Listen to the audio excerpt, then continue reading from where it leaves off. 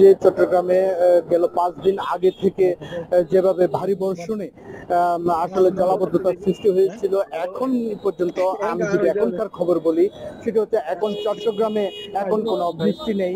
একটু আগেও কিন্তু গুড়ি গুড়ি বৃষ্টি ছিল।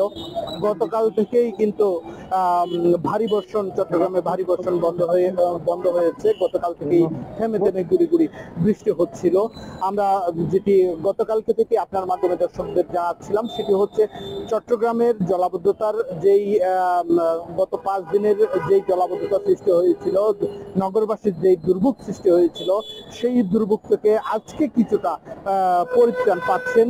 নগরবাসীর জীবনে গতি ফিরে এসেছে, তাদের কাজে গতি পেয়েছে এবং জনগণ নগরবাসী তারা যার যার কাজে ফিরে যাচ্ছেন।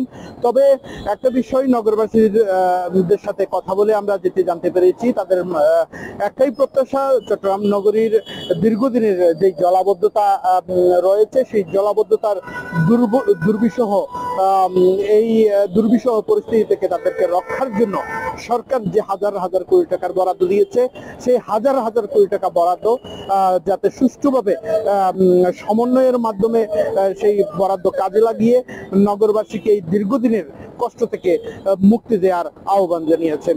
তবে নগরবাসী আরো প্রত্যাশা করেছেন চট্টগ্রাম সিটি কর্পোরেশন এবং সিডিএর মধ্যে সমন্বয়ের মাধ্যমে এই সমস্যা নিরসনে তারা কাজ করবেন বলে নগরবাসীর প্রত্যাশা।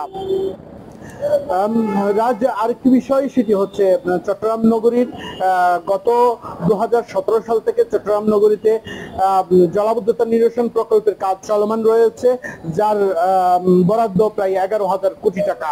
তাহলে এই মুহূর্তে চট্টগ্রাম সিটি কর্পোরেশন এবং চট্টগ্রাম উন্নয়ন কর্তৃপক্ষের সমন্বয়ের মাধ্যমে এই জলাবদ্ধতা নিরসন করবেন, সেই প্রত্যাশাই ব্যক্ত করেছেন নগরবাসী।